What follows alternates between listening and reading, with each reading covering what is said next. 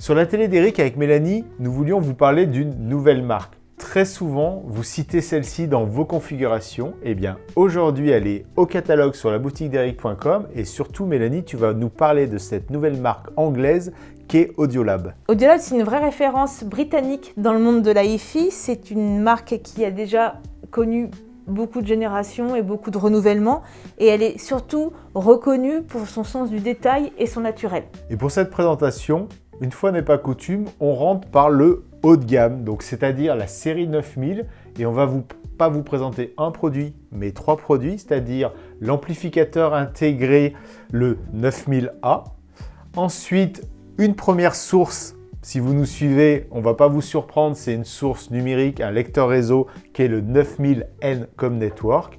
Et puis, comme les CD sont toujours très demandés, toujours très écoutés, un transport CD, le 9000 CDT. Et on va écouter tout cela sur nos superbes Dali Ruby Core 6. Et on fera aussi une comparaison avec le Roxen Caspian 4G et le DS10, dont nous avions déjà fait une vidéo dernièrement. Nous répondrons donc à cette question, comment se situe la marque anglaise par rapport à ses principaux concurrents.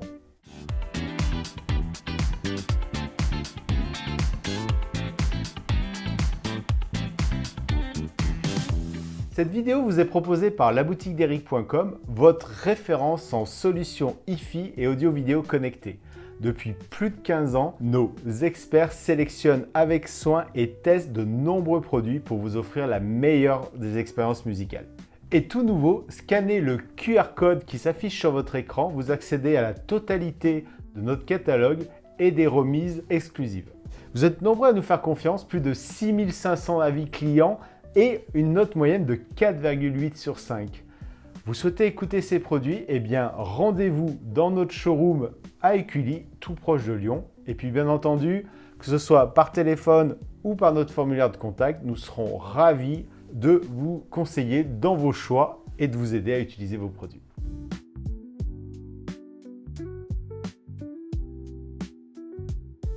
Mélanie, Audiolab est sur le marché de la hi-fi depuis plusieurs décennies. Est-ce que, en quelques mots, tu peux nous parler, nous faire l'historique de cette marque anglaise? Alors, c'est une marque qui est apparue en 1983. C'est deux ingénieurs copains qui se sont associés pour créer une nouvelle marque qui travaillait déjà dans la hi-fi. Et tout de suite, ils ont rencontré un grand succès avec le 8000A, qui était le premier produit sorti en 83. C'était un amplificateur intégré et ils ont été reconnus pour un excellent rapport qualité-prix. Et puis, il y avait aussi beaucoup de réglages, aussi bien au niveau des graves, des aigus que de la balance. Et la musicalité, c'était quelque chose de très fluide, de transparent, avec une belle présence, une belle définition. Et je pense que très rapidement, en tout cas c'est le cas aujourd'hui, ils font comme toute marque de la hi-fi, c'est-à-dire qu'ils proposent de créer une composition complète avec tous les éléments, les fameux éléments séparés de la hi-fi. Bien sûr, et c'était vraiment cela aussi dans les années 80, donc est arrivé après un lecteur CD, il y a eu même un convertisseur, donc un DAC qui convertissait le numérique en analogique, et après sont arrivés les lecteurs réseau avec le N pour network. On a plusieurs critères quand on rentre une nouvelle marque au catalogue, bien sûr la qualité, la fiabilité, l'ergonomie, mais on veut aussi un effet de gamme parce qu'on peut rêver sur la série 9000, mais tout le monde n'a pas déjà forcément des attentes musicales qui justifient un tel investissement. Donc comment nous, dans notre catalogue sur la boutique d'Eric, quelles sont les séries qu'on a référencées? Alors chez Audiolab, il y a trois séries, la série 6000, 7000, 9000. Donc évidemment, on ne s'est pas dit on va travailler que la série 9000. On vous propose toutes les séries d'Audiolab. Donc la série 6000, c'est celle qui est, on va dire, la plus abordable, puisque Audiolab a aussi souhaité démocratiser la hi-fi, même en prix plus entrée de gamme. Donc c'est-à-dire qu'en termes de tarifs, sur, là aussi, trois éléments, quels sont les prix proposés? Alors, dans la gamme 6000, tu as trois produits. Donc, tu as l'amplificateur intégré qui est le 6000A MK2, c'est la nouvelle version qui vient d'arriver. Donc, il est à 999 €. Là, ce qui est intéressant, c'est que tu as un ampli hi-fi connecté, donc qui embarque un lecteur réseau. Il s'appelle le 6000A Play, donc pour le lecteur réseau. Il n'est pas très cher, il est à 1099 €. Et tu as aussi un transport CD, donc le 6000 CDT. Et là, il est aussi à un prix très serré parce qu'il est à 569 €. Quand on écoute nos clients, que ce soit par message sur la boutique d'Eric.com, par téléphone, dans le showroom, il y a un élément qui souvent passe les décennies, c'est les enceintes. Et les gens nous disent, voilà, j'ai des belles enceintes, je recherche à nouveau de l'électronique, des lecteurs réseau, un ampli. Donc si on est un peu plus exigeant parce qu'on a de très bonnes enceintes, on monte sur quelle série à ce moment-là? Si tu veux mieux que la 6000, il y a tout simplement la 7000 qui est entre la 6000 et la 9000. Donc c'est un excellent compromis si tu veux. C'est que là tu vas récupérer quand même une certaine musicalité ou un côté plus premium que la 6000. Et puis tu n'es pas obligé d'aller dans le très haut de gamme que propose Audiolab avec la série 9000. Donc là, vous vous demandez peut-être quelles sont les différences entre la 6000, la 7000, la 9000 dont on va parler. Bien, nous, sur la boutique d'Eric.com, pour chaque marque, on a une page dédiée. Donc on va vous incruster le QR code qui vous emmène sur ce rayon, sur cette page de la marque. Vous allez pouvoir voir ces 3 séries. Dans chacun des produits, vous rentrez dans la fiche produit. Elle est très détaillée et surtout, il y a un comparatif de la marque qui va vous permettre de comprendre l'ampli de la série 7000, qu'est-ce qu'il a de plus que l'ampli de la série 6000 et le 9000, qu'est-ce qu'il a encore plus. Donc allez voir tout cela. L'idée c'est ça, c'est que nos vidéos sont là pour vous faire une première présentation et vous allez dans tous les détails sur nos fiches produits et nos guides comparatifs. Cette gamme 7000, on a compris qu'on montait en gamme, donc quelle est la fourchette tarifaire sur les composants et est-ce qu'il y a les mêmes? Alors déjà, c'est pas vraiment, la gamme 7000 ne s'articule pas de la même manière que la gamme 6000. Tu as bien un amplificateur intégré, donc là c'est le 7000A, il est à 1399 €, donc on monte un petit peu en gamme même au niveau du prix. Là par contre, il n'y a pas d'amplificateur connecté. Il faudra y ajouter le lecteur réseau qui est le 7000N, N pour Network. Et on est à 749 € le lecteur réseau. Je trouve que le prix est vraiment très raisonnable. À cela s'ajoute le fameux drive CD, toujours décliné là dans la série 7000, donc 7000 CDT, 749 €, vraiment un prix hyper intéressant. Et vient faire son apparition un convertisseur numérique analogique, donc sous le nom de DAC D7, à 599 €. On comprend la philosophie des marques, c'est-à-dire que dans l'entrée de gamme, on sait qu'on s'adresse plutôt à des clients qui vont vouloir quelque chose de très simple, très compact. Donc c'est pour ça qu'il y a des amplis connectés et que quand on commence à monter en gamme, au contraire, on va faire son marché en disant j'ai un très bon ampli, je viens juste rajouter la source ou les sources en transport CD et en lecteur réseau. Et si on n'a pas la partie conversion, on peut le faire. Donc on voit la philosophie de la marque qui est très traditionnelle. Plus je monte en gamme, plus je peux choisir précisément chacun des éléments. Mélanie, tu voulais nous présenter cette marque en commençant par le haut de gamme. En plus, on verra en termes de tarifs, ça reste très contenu. En tout cas, c'est très cohérent avec ce qu'on évoquait tout à l'heure, que ce soit chez Goldnote, que chez Roxane ou cohérent avec des Dali Rubicore. C'est donc la fameuse série 9000. En quelques mots, qu'est-ce qu'elle a tout de suite de plus que les 2 séries qu'on vient d'évoquer? Alors là, Audiolab, dans sa série 9000, a été plus loin avec une technologie plus avancée encore. Donc on sait qu'ils ont intégré les toutes dernières générations de DAC, que les circuits sont optimisés dans chaque produit pour réduire le jitter, la distorsion, que les alimentations ont été choisies pour une meilleure stabilité et puis beaucoup moins de pollution électrique dans les produits. Donc moi, quand je t'écoute tout à l'heure, tu nous disais que ça a été conçu dans les années 80-83, même précisément, si je me souviens bien. Cette fameuse série 8000, 8003, c'est aujourd'hui la 9000 qui est l'héritage de tout leur savoir-faire depuis plus de 40 ans maintenant. Exactement, voilà. De 8000, on passe à 9000. Il y a eu après, ça s'est décliné sur 7000, 6000 pour être un petit peu plus populaire ou entrée de gamme. Mais c'est vraiment leur vaisseau amiral, reste la gamme 9000.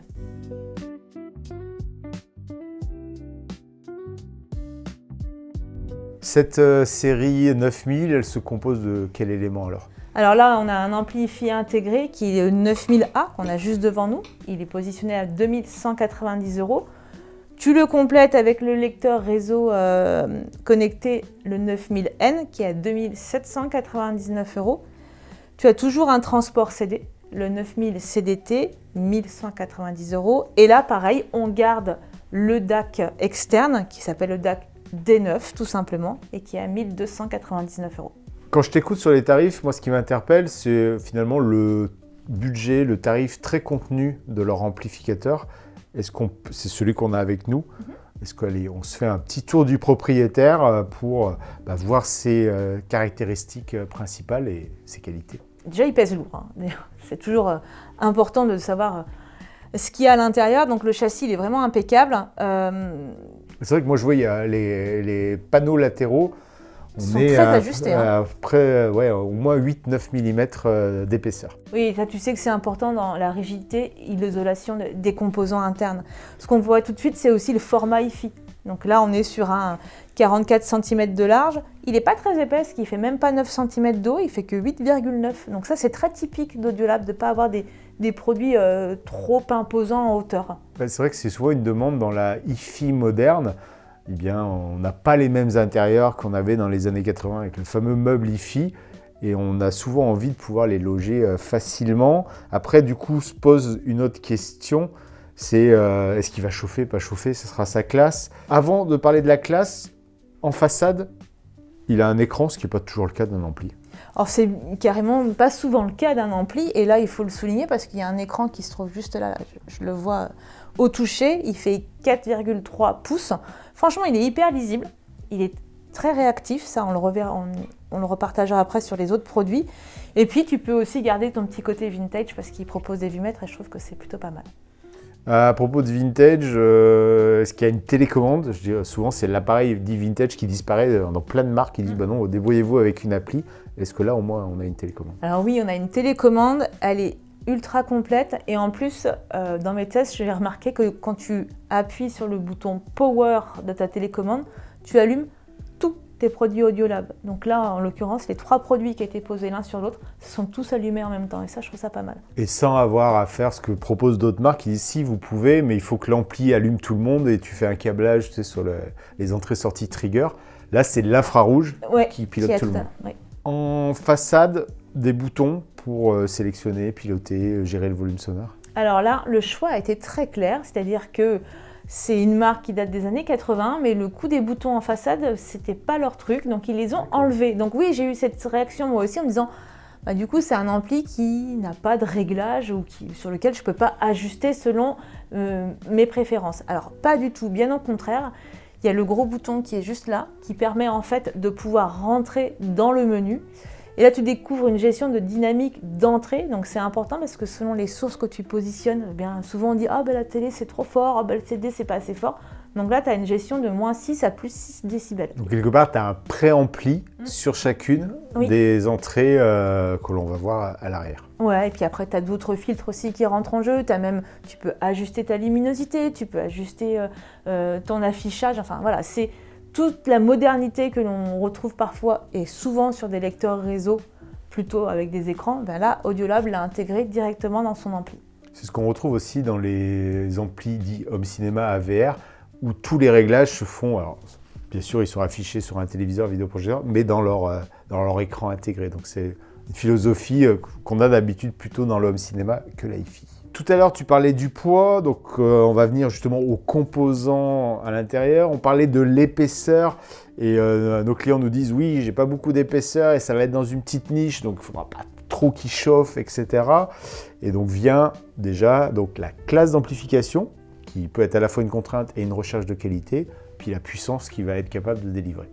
Alors c'est assez surprenant parce que figure-toi que ce n'est pas un ampli de classe D, mais un ampli de classe AB. Déjà c'est anglais, donc on se doutait qu'ils allaient partir plus sur du AB que sur du D. Mais c'était aussi par rapport à la taille. Moi je m'attendais à de la classe D. Et c'est pas le cas, c'est bien un classe AB. Et il délivre quand même 2 fois 100 watts sous 8 ohms. Et je peux t'assurer qu'il drive des enceintes même colonnes ou même capricieuses. Franchement, il en a sous le pied. On est sur un ampli intégré, donc préampli, ampli. Est-ce qu'il est aussi dans la catégorie dit ampli DAC, c'est-à-dire la possibilité de venir avec mon transport CD, ma télé, et lui demander à lui de faire la conversion au numérique analogique? Eh bien, c'est un ampli DAC, tout à fait, puisque tu retrouves plusieurs entrées numériques à l'arrière. Donc, c'est vrai qu'ils ont aussi un transport CD, donc ça paraissait presque évident de venir y mettre des entrées numériques comme l'optique, donc optique, coaxiale et même USB-B. Donc je peux venir avec un streamer réseau, avec mon ordinateur, mon téléviseur, mon lecteur CD, et là j'utiliserai plutôt son DAC qui sera certainement de très bonne qualité. Pourquoi pas un lecteur DVD Blu-ray? Vous êtes beaucoup à dire, bah voilà, moi Je regarde moins de DVD de Blu-ray parce que j'ai Netflix. Par contre, ça me permet de lire encore mes CD. Autant faire la conversion par un produit de qualité hi-fi. Oui, et puis là, le DAC, c'est du sabre. Donc, c'est la ESS 9038 Pro. En tout cas, tout ça pour dire que le décodage, il monte jusqu'en 768 kHz, voire même du DSD 512. Donc, on est sur des DAC, sur un DAC clairement hi-fi. Donc, que ce soit par mon ordinateur, par un baladeur, par un streamer, il pourra lire tout ce que lui envoie n'importe quelle plateforme de streaming. Et même si j'ai acheté des fichiers audio les plus haute résolution, ça sera lu. Mélanie, on a parlé des entrées numériques. Est-ce qu'il y a aussi des entrées analogiques pour d'autres sources? Alors, des entrées analogiques, oui. Je tiens à préciser qu'il y a bien une entrée XLR que j'ai utilisée pour mes tests parce que c'est vrai que c'est une entrée à privilégier. Alors, il y a quand même pas mal d'entrées RCA in, tu peux le voir. Il y en a 1, 2, 3, il y en a 4. Donc, tu peux mettre 4 platines CD si tu veux. Et il y a aussi une entrée phono pour la platine vinyle, avec la masse évidemment. On parlait d'un intégré. Un intégré peut être utilisé uniquement en tant que préampli vers des blocs de puissance. Est-ce qu'il a des sorties pour cette config? Oui, il a une sortie pré-out, donc vers un seul bloc de puissance en pré-out RCA. Ou alors aussi, tu peux l'utiliser dans une configuration avec un sub si tu fais du RCA. Si on veut être très complet, là, elle est dressée devant nous. Il y a une antenne. Mais il n'a pas de lecteur réseau, c'est pas une antenne Wi-Fi. Non, c'est pas une antenne Wi-Fi, c'est une antenne Bluetooth, parce qu'il a un Bluetooth aptX HD de la version 5.1. D'accord, donc c'est un ampli presque connecté, parce qu'en tout cas, il peut être connecté avec nos smartphones, ordinateurs et autres en Bluetooth.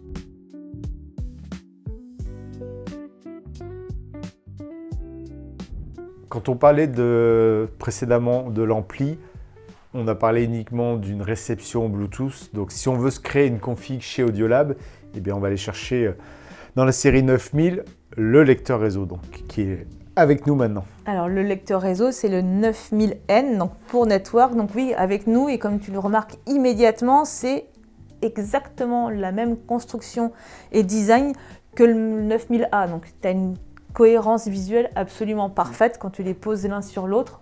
Je veux dire, c'est fait pour être associés ensemble. Mélanie, qui dit lecteur réseau, dit plateforme de streaming. Donc, Audiolab est compatible avec lesquelles? Alors déjà, Audiolab a une application. Et alors, c'est assez amusant. Figure-toi qu'elle s'appelle Audiolab 9000N. Exactement comme le nom du produit. Quand tu la cherches sur le Google Play ou sur l'App Store, tu ne peux pas te tromper. Alors, c'est une application qui est un petit peu vieillissante, donc ça, c'est pas le point fort de chez Audiolab, mais c'est tellement simple aujourd'hui à contourner que c'est pas vraiment un point faible, on va dire, du produit. Cette application, elle intègre Qobuz, Tidal et les radios Internet. C'est vrai que tu le dis, là, surtout depuis cet été où est enfin arrivé Qobuz Connect, on le voit, on échange avec nos clients. De plus en plus, les clients utilisent de toute façon que l'application Tidal, que l'application Qobuz Connect. Et donc forcément, les constructeurs qui n'ont pas une application parfaitement à jour en termes d'ergonomie ou pas les moyens de les maintenir, ils vont moins en moins le faire. Donc elle va être limitée surtout au paramétrage, c'est ça. Et puis on va utiliser Qobuz, on va utiliser Tidal. Alors, elle a aussi un intérêt, c'est que si vous voulez faire des playlists, elle sait le faire. Et elle le fait plutôt pas mal. C'est-à-dire que si tu as Qobuz ou Tidal, et un NAS sur ton réseau, tu peux créer des playlists. Donc ça, c'est un vrai plus, on va dire, de pouvoir utiliser cette application. Ceci dit, les tests, je les ai fait beaucoup avec Tidal et Qobuz Connect. Et ce que j'ai particulièrement apprécié, parce que des tests sous du Connect, j'en ai fait plein au showroom, et je vous ai fait plein de démos. Et de sauter d'un appareil à l'autre, parfois, c'est un petit peu long. Là, Audiolab est ultra réactif, je clique, ça lance. Là, pour le coup, c'est vraiment un vrai point fort de la marque. D'accord, donc ça veut dire qu'on a un lecteur réseau qui est parfaitement optimisé pour les modes Connect. Complètement. Tu parlais de fichiers et autres. Quels sont du coup les protocoles réseau qu'ils proposent, en plus des plateformes de streaming que tu as évoquées, Qobuz et Tidal? Bon, là, c'est plutôt assez moderne, parce que tu as toujours WPNP, DLNA, bien sûr.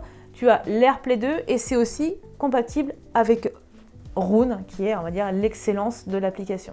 Donc, ce qui fait qu'au final, je suis full Apple et je ne veux pas quitter mon Apple Music. Je ferai de l'AirPlay 2, oui. J'aurai de la qualité CD. Je suis très exigeant, j'ai un serveur Roon. Je vous invite à aller voir nos vidéos là-dessus si vous questionnez ce que peut être Roon. Tapez hop, Roon ROON et vous saurez ce que c'est. Et là, vous avez un super streamer lecteur pour cette plateforme-là. Mélanie, on est dans la catégorie dit lecteur réseau. Donc nous, quand on parle de lecteur réseau, c'est que forcément, ça embarque une puce de conversion, un DAC.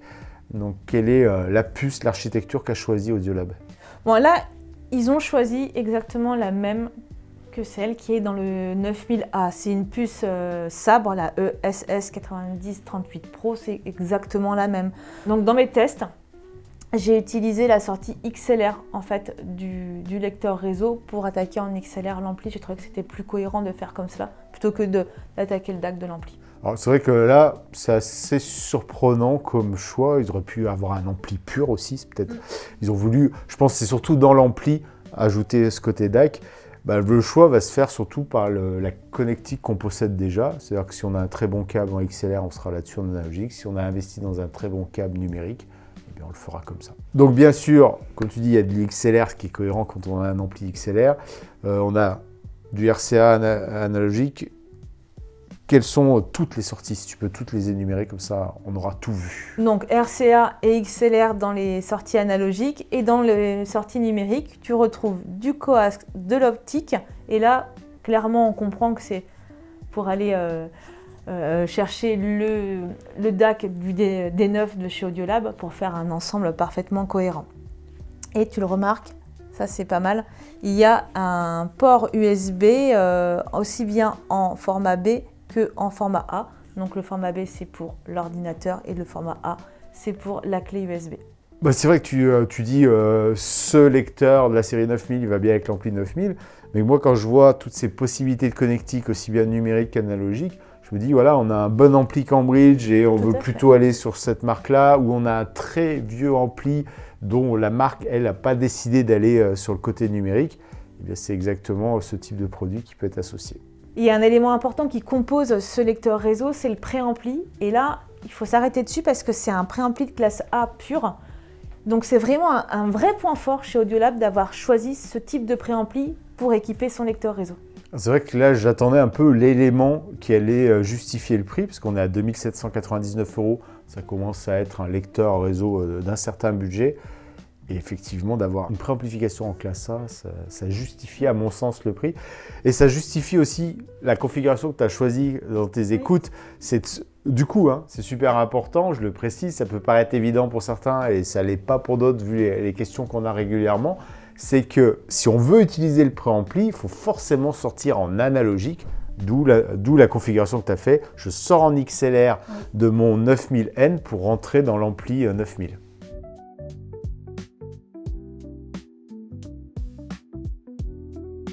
Mélanie, avant l'été, on a fait une vidéo qui a eu beaucoup d'audience et surtout beaucoup de commentaires et de retours d'expérience. C'est l'écoute de disques CD qui est toujours très prisée pour plein de raisons. Donc, allez voir cette vidéo, allez voir les commentaires, comme ça vous pourrez enrichir la discussion autour de tout cela. Et donc, on comprend parfaitement que les fabricants proposent toujours des lecteurs CD et des transports CD comme celui-ci qui est un transport dans la série 9000. Alors, c'est un vrai transport, donc pas de DAC comme on l'a déjà évoqué, il est positionné à 1 199 € et son rôle premier, c'est simplement de récupérer toutes les données numériques qui sont stockées sur le CD et ça dans une précision maximale pour aller les transmettre en fait au convertisseur. Donc là on pense éventuellement au convertisseur intégré du 9000A ou au D9 qui aujourd'hui fait partie de la gamme 9000. Et question, parce qu'on a cité tout à l'heure que le lecteur réseau avait un très bon préampli, donc j'aurais envie plutôt d'utiliser le DAC de ce lecteur réseau avec mon transport CD. Est-ce que c'est possible? Il a une entrée, le lecteur réseau, il a des entrées numériques aussi. Oui, tout à fait. Tu peux choisir soit en optique, soit en coax, puisque le transport en est équipé, et le 9000N aussi. Pour les caractéristiques, parce que c'est très simple sur un lecteur CD, quels sont les formats de disques qui sont lus? Parce qu'on nous pose régulièrement la question. Et puis, s'il a un écran, à quoi sert-il? Alors, tu peux dire des CD, évidemment, des CD DA, des CD R ou des CD RW. Donc, en clair, pour ceux qui ont gravé, copié, vous pouvez parfaitement les lire.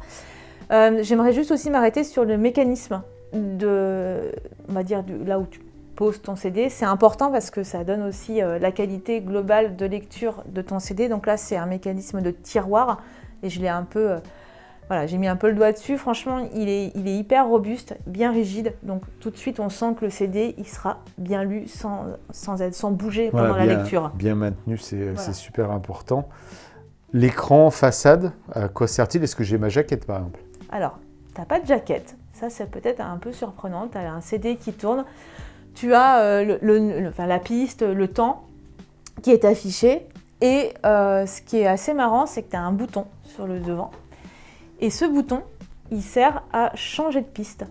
Et c'est hyper réactif. Donc ça, c'est vraiment chez Audiolab, je tiens à le souligner, c'est la réactivité de l'ordre. Donc je peux aller très vite à la piste 5 par exemple. En un quart de seconde. D'accord, donc ça traduit une mécanique rapide, robuste et précise. Après, pour rebondir sur ce que tu disais, il n'y a pas la jaquette CD. Ce qu'il faut savoir, c'est que pour avoir cela, il n'y a aucun... ce n'est pas encodé dans un CD audio, la jaquette. Donc la seule manière de le faire, c'est d'identifier le CD, d'aller chercher sur Internet les infos et de les ramener. Donc pour cela, il faudrait que le lecteur, le transport CD, soit connecté à Internet. C'est jamais le cas, on trouve ça uniquement sur des produits qui sont capables de ripper en même temps, comme chez Eversolo. Mais c'est pas du tout les mêmes gammes, pas du tout les mêmes objectifs. C'est très sommaire, parce que bien sûr, on est sur un transport CD, donc il n'y a pas de sortie analogique, parce qu'il n'a pas de convertisseur. Donc on a de la connectique numérique. Alors, 3 connectiques numériques. Donc les 2 premières, celles déjà évoquées, optique et coax pour venir attaquer un DAC externe ou intégré à ton lecteur réseau ou ton ampli. Et il y a une 3e connectique que je trouve très intéressante parce que souvent demandée, c'est une connectique USB. Et cette fois-ci, c'est bien une connectique USB de lecture média. C'est-à-dire que si tu mets une clé USB, ça va lire ton contenu. Donc si vous ne souhaitez pas avoir un lecteur réseau pour lire vos fichiers stockés sur une clé USB, ce transport CD, lui, vous le propose. C'est vrai que moi, je pense souvent, on nous dit, dans ma résidence secondaire, j'utilise la 5G pour Internet, mais je n'ai pas mis une box, donc un lecteur réseau, c'est compliqué. Et puis, j'ai toutes mes musiques sur un support USB. Je vais te faire réinsister sur quelque chose parce que certains de nos clients, quand ils parcourent les fiches de produits sur la boutique d'Eric.com, eh bien, ils s'arrêtent sur la photo, et ils voient une molette et ils vont se dire « j'ai un réglage de volume sonore ». Et on est bien d'accord, c'est impossible, c'est un transport CD. Alors c'est un transport CD, il n'y a pas de préampli, donc le bouton que tu as en façade que j'évoquais tout à l'heure, il n'est pas pour régler le volume, il est exclusivement pour naviguer dans les pistes du CD. Et après, ils l'ont fait aussi, je pense, pour une histoire de cohérence visuelle. Plutôt que de faire un petit bouton, ils ont fait une molette parce que le lecteur réseau a cette molette, l'ampli a cette molette. Donc voilà, il fallait que ce soit aussi joli visuellement. Voilà, quand tu empiles tes 3 éléments dans ta composition hi-fi.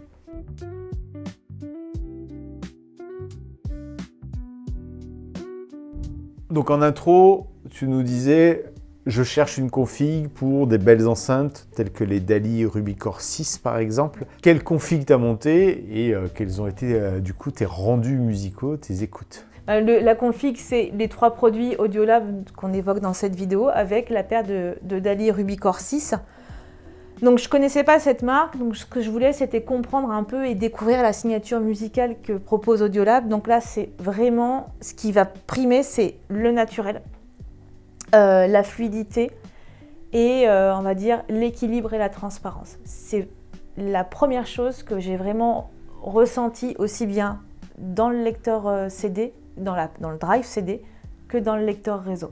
Et donc le lecteur réseau, tes sources c'était Tidal Connect, Cobus Connect, Cobus Connect, exactement. Donc là, ce que j'ai ressenti, c'est des graphes qui sont profonds et bien maîtrisés, mais surtout pas surjoués.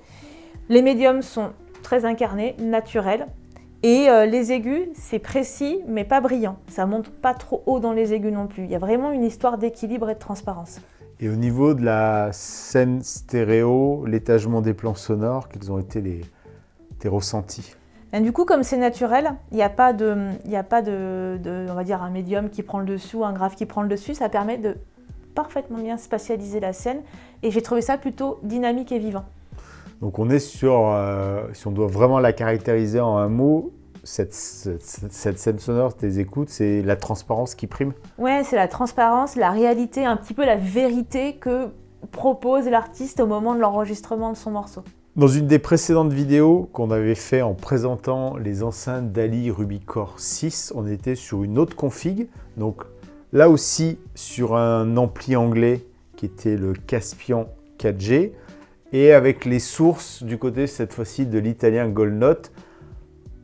En quelques mots, comment tu comparerais cette config que je viens de citer avec les écoutes autour des produits Audiolab? Alors, les écoutes, elles sont assez différentes. C'est-à-dire que chez l'association Roxan et Goldnote, tu as plus de chaleur, tu as plus de rondeur et tu as peut-être plus de densité de matière. Donc c'est vraiment selon vos préférences, si vous préférez quelque chose qui est plus vrai et pur ou c'est quelque chose qui est plus coloré et avec plus de matière. C'est vraiment ça qui a joué sur ces deux tests, évidemment sur les mêmes morceaux. Donc voilà, neutralité et transparence vraiment tourné chez Audiolab et plus chaleur, rondeur chez le mix italo-britannique, on va dire. Exactement. Vous l'aurez compris, on cherchait aussi, parce que dans l'équipe, on a chacun nos goûts musicaux, et voilà, sur la config que tu as évoquée tout à l'heure à base d'enceinte Rubicore 6, avec le Caspian 4G et les sources Goldnote, eh bien, il y avait un parti pris avec plus de rondeur, plus de chaleur. Et on cherchait une configuration équivalente en termes de budget, de fonctionnalité, mais que cette fois-ci qui va jouer vraiment la carte de la transparence, de la neutralité. Et là, c'est ce que propose la série 9000 d'Audiolab. Alors oui, c'est vrai, là, ça va même conjuguer, j'ai envie de te dire, puissance, fluidité, naturel, transparence. Et j'ai envie d'aller plus loin, de dire que c'est une vraie émotion audiophile. Donc si vous êtes exigeant dans le détail et dans la précision, c'est clairement ce type de gamme et de marque qu'il vous faut choisir. Et avec une belle ancienneté, on évoquait 1983 la création. Pour autant, il y a déjà, bien sûr, Tidal Connect qui est là, mais surtout Cobuzz Connect, parce que souvent dans les commentaires, vous dites « Ah, mais moi j'ai cette gamme, je dois m'asseoir, j'ai toujours pas Cobuzz Connect ». C'est aussi pour cela, et on est attentif à ces points-là, qu'on rentre la gamme Audiolab, parce qu'on fait attention à l'ergonomie, au confort d'écoute. Et aujourd'hui, c'est vrai qu'une marque qui est compatible Cobuzz Connect plaît énormément. Donc, c'est la raison des séries 6000, 7000 et 9000. Vous avez peut-être découvert cette vidéo simplement parce que YouTube nous aime bien, vous a suggéré cela et vous vouliez regarder une composition hi-fi. Eh bien, sur la télé d'Eric, sur notre chaîne YouTube, on en a de nombreuses. Je vous invite à découvrir une toute autre marque que celle qu'on a évoquée aujourd'hui. C'est l'américain qui est maintenant devenu japonais, Marantz. Vous aurez une composition dans cette vidéo du modèle 50, du CD50. Donc là aussi un mix, j'écoute des sources dématérialisées sur les plateformes de streaming et aussi un lecteur CD. Donc je vous invite à aller regarder cette vidéo. Et puis nous, on se retrouve comme habituellement dans les commentaires ou dans le showroom pour profiter de toutes ces compositions hi-fi.